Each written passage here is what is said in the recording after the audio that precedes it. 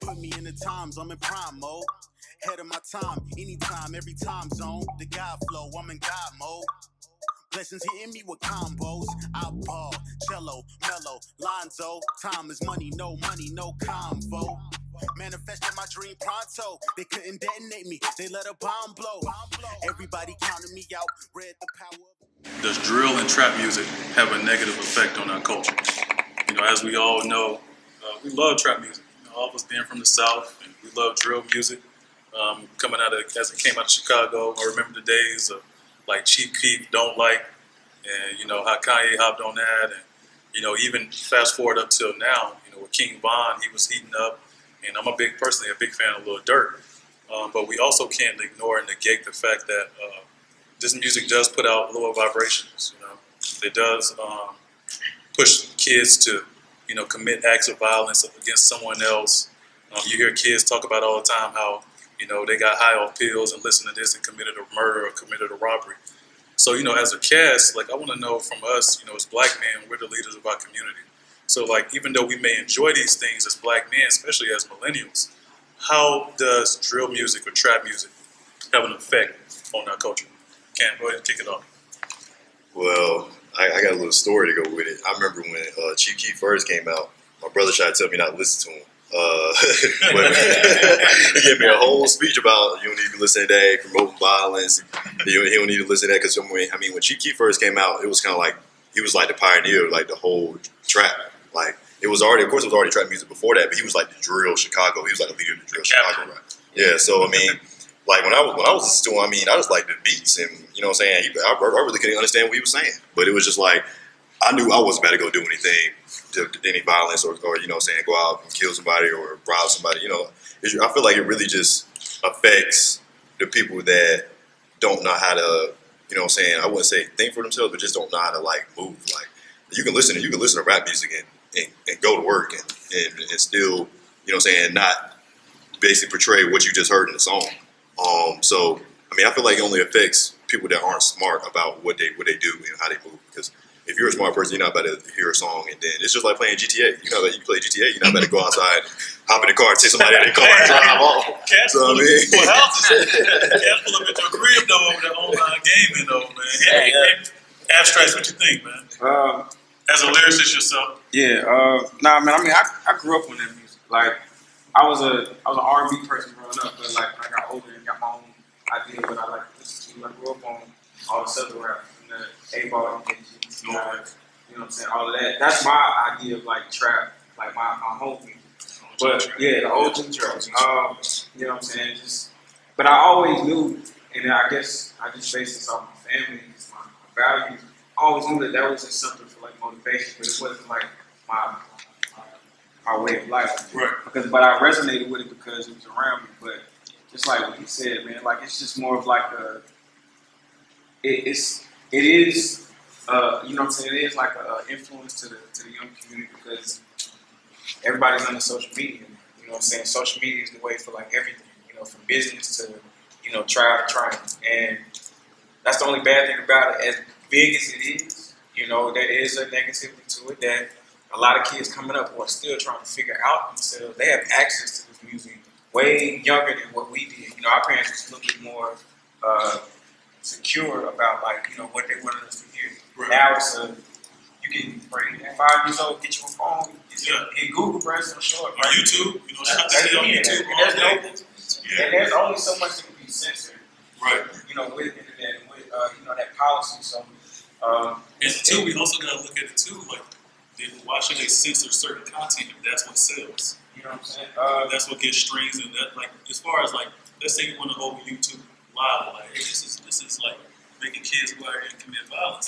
Right. Is YouTube gonna be prone to slowing it down if it's making them money?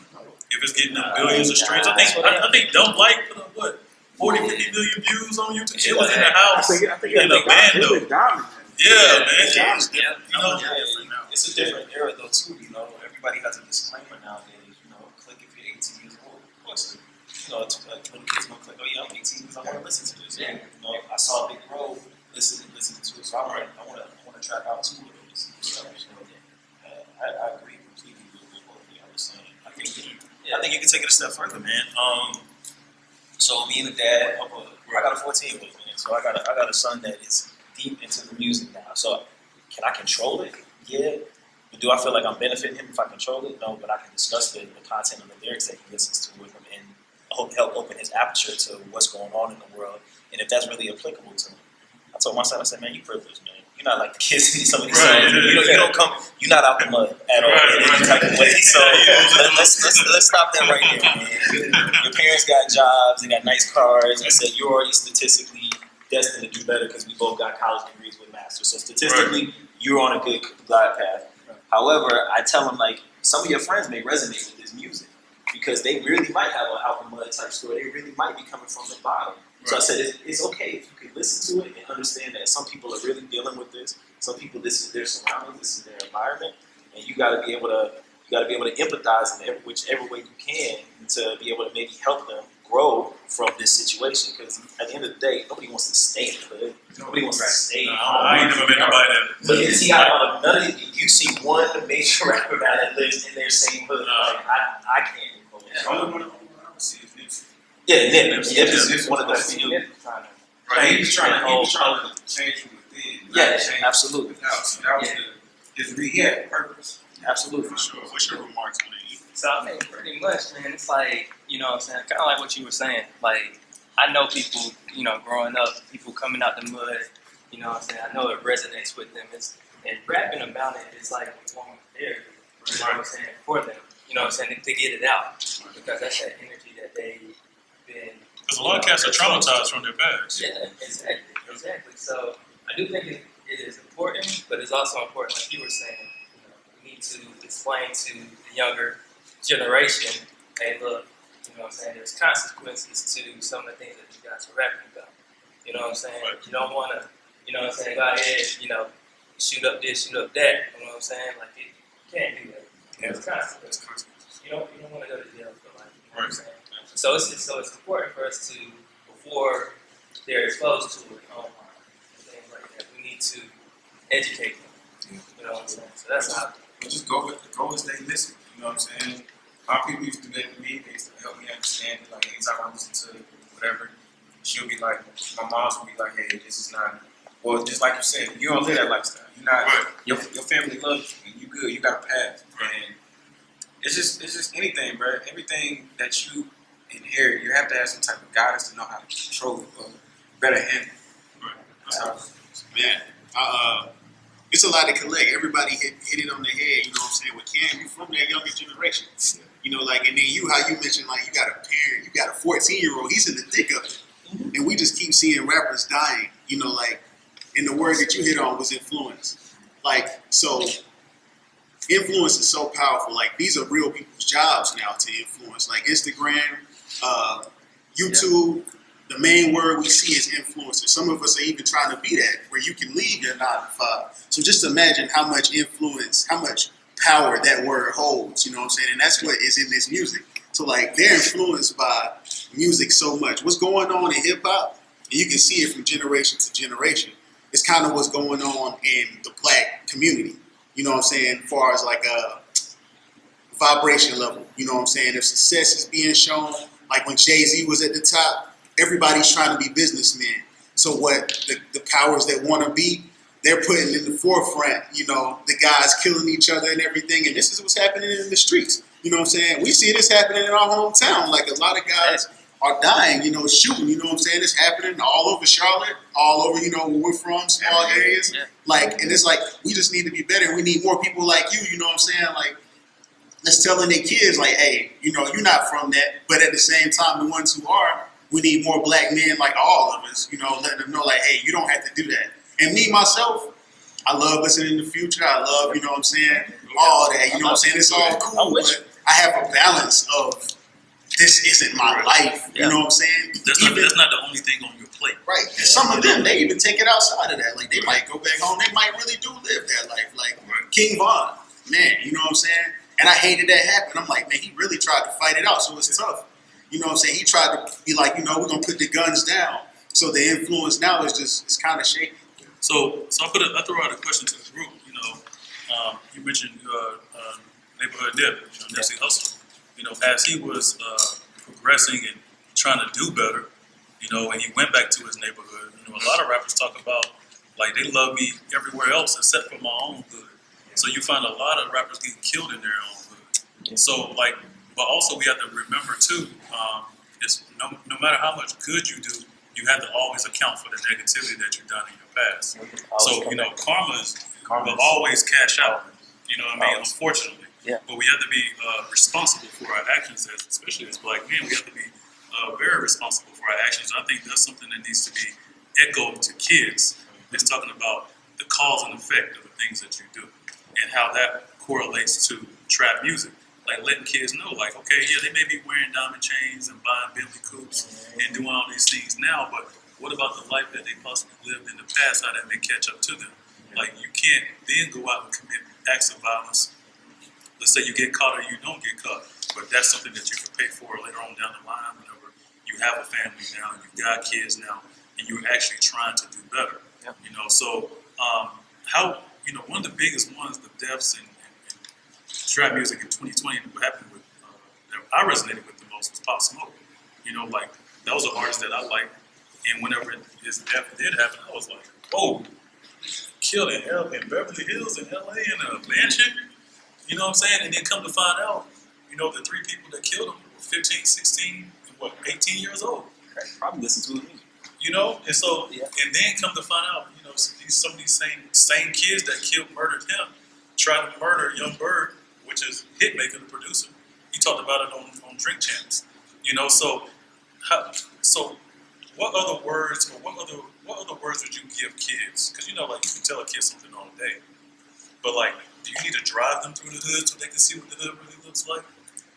I always say experience is the best teacher. Experience is the best teacher. But I don't believe that you should put them absolutely in harm's way. Well, for sure. But you should put them in a situation to where they see the end, the beginning and the end of what the same thing they're venturing into. Around that, I have family members that sold drugs, did all of the street shit. Mm-hmm. But also I saw the cons of that, which was they was in jail most of the time. One of them, just being honest, he still has struggles with being out of jail because he's so used to being in jail, institutionalized. He's institutionalized, and I mean he's not a bad person. He's done it so much. His brother is good, but he's still trying to figure it out. So he's always ends up in a situation karma. He done so much. You think you do good, but it always comes back to you in different ways. So it's all about, like we keep saying, balance and learning how to show people that, hey, this is what happens when you do this. You see this person, they would be better off if they didn't start off like this. Right. It's like a lesson. Right. Like lesson. And Pete, as an artist, how responsible are you for your work that you put out?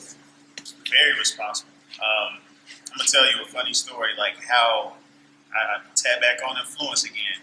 I was influenced in a negative way by hip hop, even at a younger age. Like, I grew up, with hard-working parents. I had both of my parents growing up, to where the point you almost thought it was cool. This is how they instill it in us to have, like, to be in a single-parent home to make it as a rapper. Mm-hmm. That's weird, right? Yeah.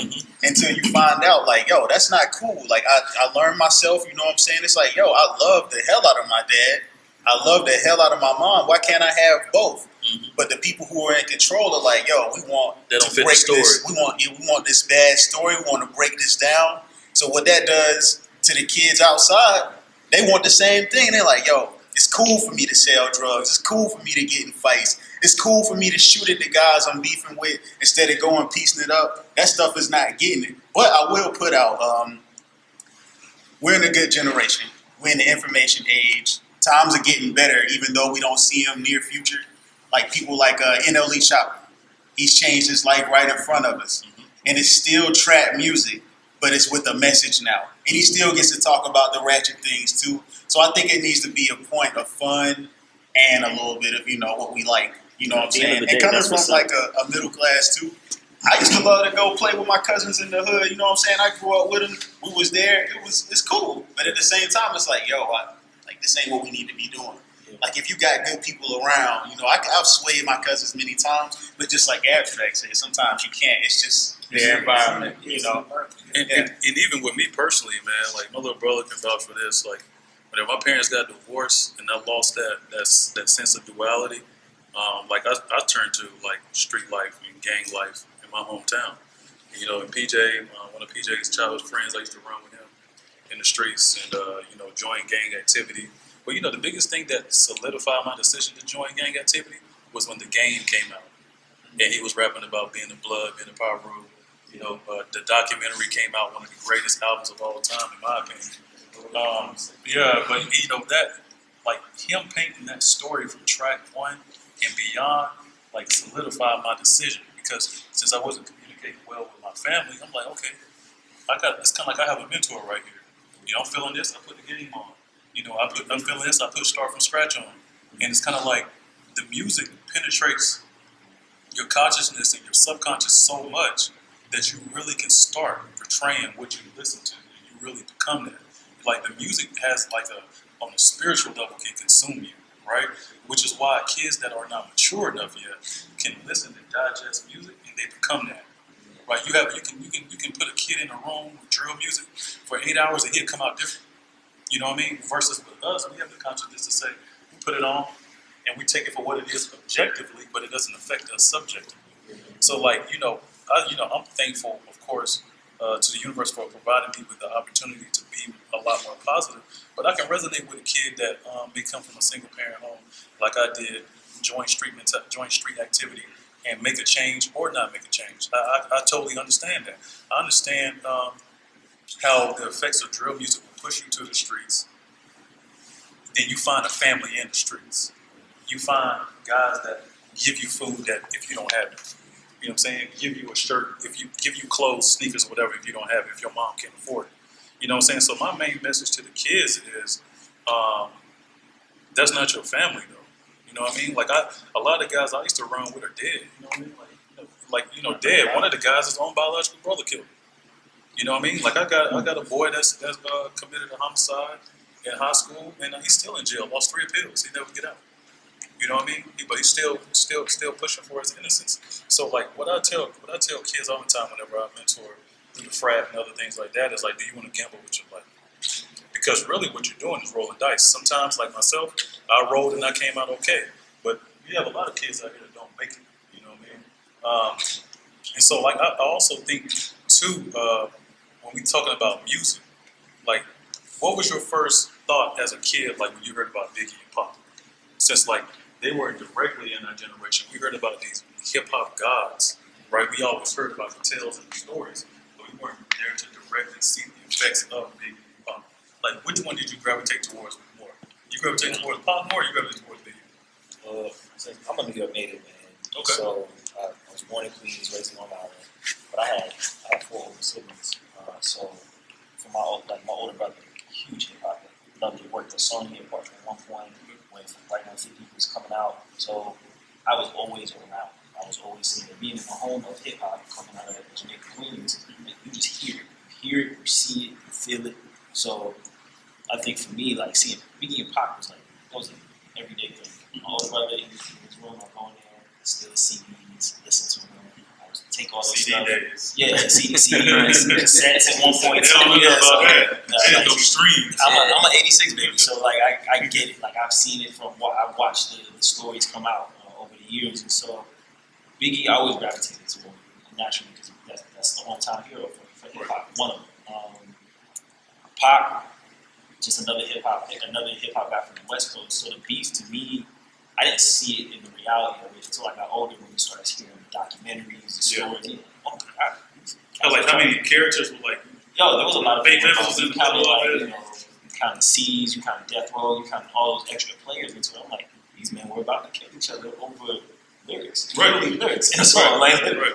But obviously there's more layers to it. You look at Suge Knight now. Like he in jail, man. Like he can't get out. I want to pose another question. You had mentioned earlier how our OGs coming up, not your OGs, our OGs coming up were like 8-Ball, MJG, Pop, Biggie. Yeah. You might even call a little bit of the KRS-One wave. We definitely had Public Enemy. Them being the influence versus the influence today. Do you guys see the difference in the shift in how hip hop controls the culture? I definitely feel like we're all around in the same age. You know, I'll include you in this. You know what I'm saying? But I feel like that time period, everybody was speaking their truth, but they always spoke in light. You know what I'm saying? They always spoke about being whenever place that they're in, but always speaking towards the future. It was never like you got a couple $1 million in your bank account, but you still stuck in this mindset. It was always like an elevation of the music that we was listening to. I personally was a 3 Stacks fan and a Q-Tip fan. Q-Tip like is top of the top. Yeah, top of the top, and then it's 3 Stacks, and then it's Biggie. I was a Biggie person because because I was a big lyricist. Like I'm in the lyricist, poetry. It's all the same. Jay-Z, all of it. What I like about Pop is his rawness, his vulnerability as a man, and I feel like at that time, he didn't see that. So I feel like there's definitely a difference with our OGs versus this generation's soon-to-be OGs. Like it's like they want to have money, but they want to stay stuck. There's no like push to move forward. It's like I just got more money now, but I'm still do the same old stuff that can mess me up. But the difference is it was like a little bit more elevated vocabulary, elevated mindset. It was all about forward movement. That's why I admire. I mean, but I was gonna say except for Drake. Say OG of our generation. He just crossed over in the OG. YB and Cordae, yeah, he's one of those rappers because I just recently found out that he's not even in the YB anymore because they basically been on the same stuff they were in the beginning. They were Robin. Yeah, Robin. So, yeah, and the crazy part about it is, like our generation, when we talk about it, they met on a video game. Never met each other, never seen each other the day before. They're like made a rap game. YB and used to play Xbox together every day. Never seen each other the day in their life. Wow. And then YB and Cordae, he's like a new J. Cole to me. It's basically what he resembles. I agree. So yeah, he's definitely a good artist of my generation. And probably by the time you get like 20, 25, 30, you can be probably one of the best rappers in the game. What would Cole and Kendrick be? They're OGs. They're OGs. That's OGs. I feel like what validates you as an OG, as an artist, as you transition from just rap, is whenever you start putting people on around you and you start growing your business outside of music. Yeah. Like Kendrick has TDE, and so he got J Rock and SZA, or is it Ari Lennox? Yeah. And they all under punch really, but he has his own thing now. Like he's and you kind of see how like they also transition to OGs when they start rapping less. Yeah. Like as you saw, like Hov put on all those people, he stopped putting out albums at such a high speed because you only have so much energy. Yeah. Right. Like Drake, he's transitioned into that status of OG as time progresses on. He may go down as possibly like the biggest hip hop artist of all time if he stays on the pace that he's at. Absolutely. Or artist, period, from any genre. Like he's outbeating the Beatles, Michael Jackson, everything else as far as the production of music that he puts out. Yeah. I believe that that validates you as an OG in the music industry. And I also appreciate the Cole, Kendricks, and Drakes because they're not also putting out the trap and the drill music. It gives you a different palette of music. And there's something to a solution. A solution I feel like that you can push kids to. Like you ain't gonna find too much crazy stuff in a Drake bar, other than like something that he may like say he did, but he also says that, that this is music. He gonna put out what sounds good. I think Cole is very stimulating. I think Kendrick is very stimulating too to a young kid. I did pose a question. Y'all, you got kids. Y'all two want to get a kid, right? So what would you say if your kid came to you and said they want to be a rapper? This kid is 14. My daughter's 2 years old. I would like for her to know her place. You know what I'm saying? I'm gonna raise her to where she can have her own mind, integrity, and make sure she can make decisions on her own. But I was also going to say, too, I think it's important that rappers like myself, Drake, Kendrick, Cole, we include ourselves in that track. You know what I'm saying? That's the beautiful thing about music, to where we include it. So it's like, if we can switch your style and still cater to those guys, and that's the way we can get the message to them. Like we saw Drake do it whenever he first did that first song with Migos, like 6-7 years ago, 8 years ago, so now. And I think if the OGs don't like the way that drill and trap music is going, the best way to impact that is to, like you said, do songs with these guys.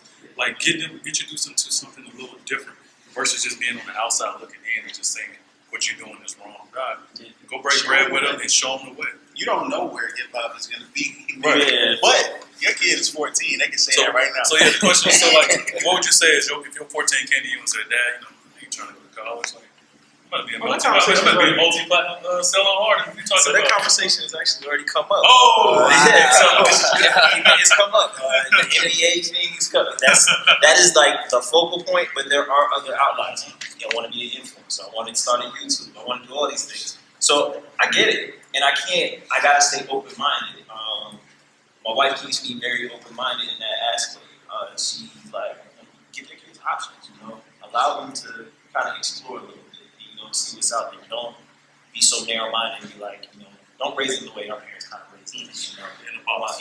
Yeah, not only in the box, but like Bible church going kid, like mom evangelist, all that. So like you're gonna be in church every Sunday, you're going to Bible study 6 times a week. That's how I was raised, And it was almost shoved down your throat to the point I had almost an animosity towards like church at that point. I was like, I loved my friends and the relationships I had there, but other than that, I was like, this is really whack, Nobody likes the church boy.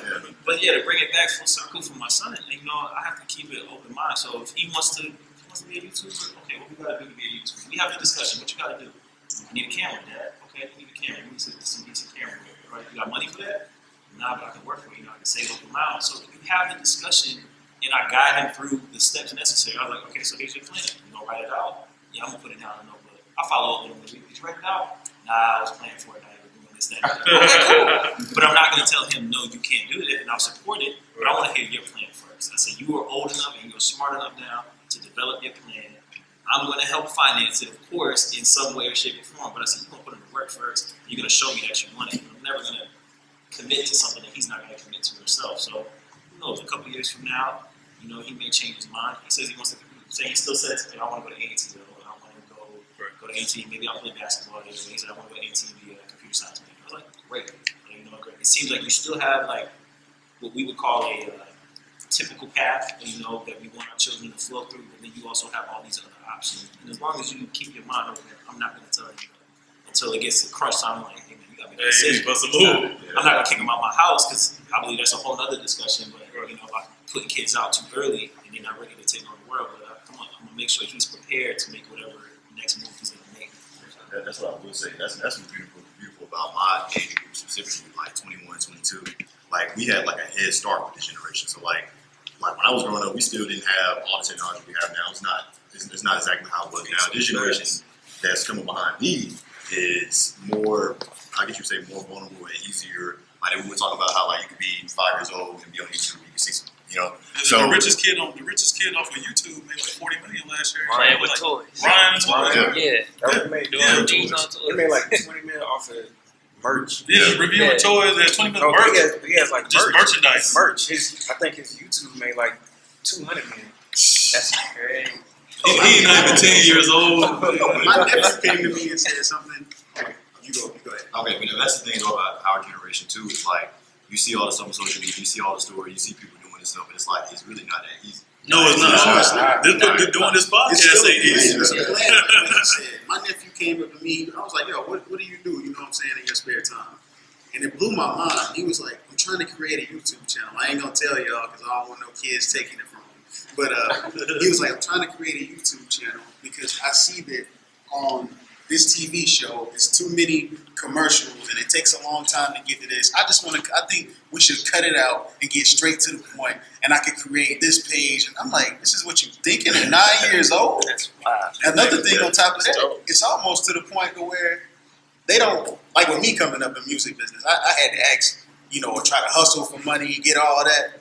Listen to what we all saying. They almost don't got to access. They can hop right on the computer and create their own show. It's crazy. It's like what Cam, they're gonna know how to move and use social media to benefit them. Right. And like what Cam was saying, like he was saying that when he was younger, I feel like the technology wave all had a rush at one time. Yeah. You know what I mean? Like you remember, like YouTube was so dormant, like it was like real simple, real basic videos, and then YouTube blew up, kind of like within like they had a real rapid spurt of growth within like a year or two. And so So I think, yeah, of course, like their generation has a lot to consume, even though like we may get on them like y'all got so much technology in front of your hands. We do too, but it's also not that easy to do it, and it's not that you may say one thing that you want to do, but like you said, like you tell your son, like okay, you check back in a week. Have you wrote it down? Nah, I just started doing this. So actually, the abundance of content creates them to be very scattered minded and distracted, to where they can't focus on one thing at one time. They see this, they see that. They got YouTube have billions of videos on there where they just bounce around, and you can find yourself on YouTube for hours without really working within the framework. And so, like the last question to close this out, as we sum it back up and reel it back into drill music, is that and trap music, is that one thing that bothers me a lot of times is how artists kind of predict their death. Yep. Like you go back and you listen to their song, you be like, you know what? He just said he's gonna be dead at 33. He died at 33. He just said that he can be staring down the barrel of a gun at his murderer. And it happened. And so, like, how does that? Whenever you guys go back and you all hear these bars, like hit 'em up, like all these other like Tupac, Biggie, Pop Smoke, Von, and all these other people. Like, how does that resonate with you consciously? Honestly, I feel like whenever they, put that out there, I honestly feel like they already done. You know what I'm saying? I feel like they probably got some information that they, they're hearing from their guys. We don't see it because, we're not on the inside with them.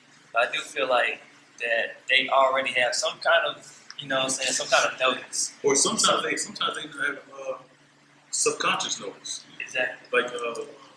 Like sometimes, like whenever a woman is having to have a kid, they call it nesting. Like they start preparing a lot of things for the child to come into the home.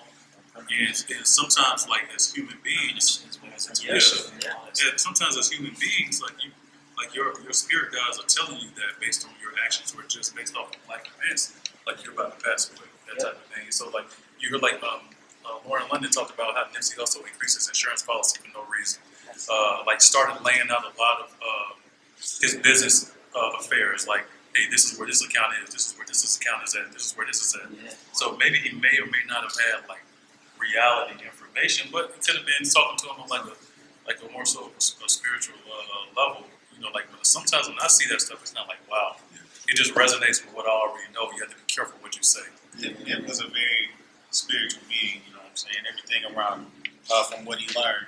But like one thing that stuck out to me, he definitely his mother was speaking, and she said, he was kind of hard to get in touch with. But as that time came, like when she looks back on it in hindsight, she said, man, he started coming to see me every day.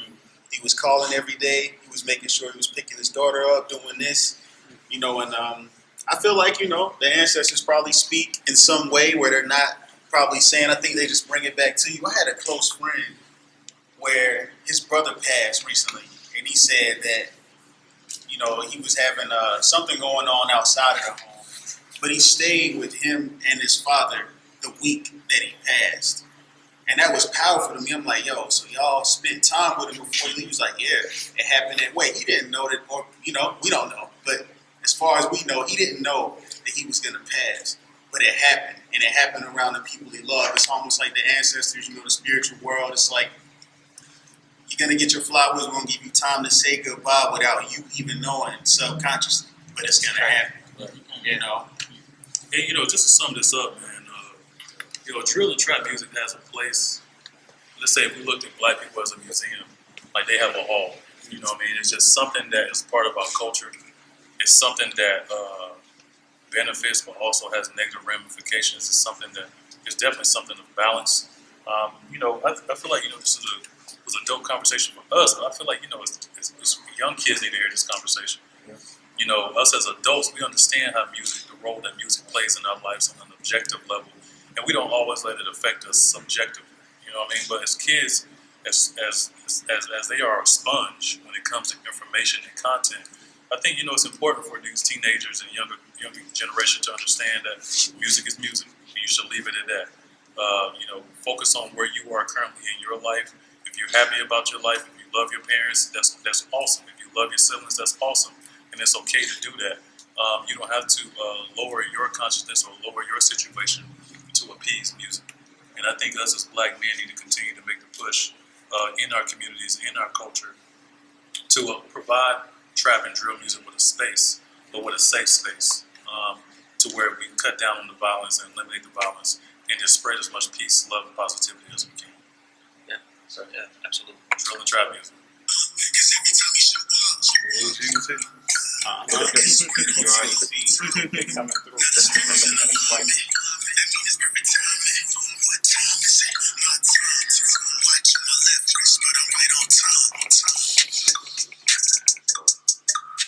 Congrats, my guy. Appreciate it. Appreciate it.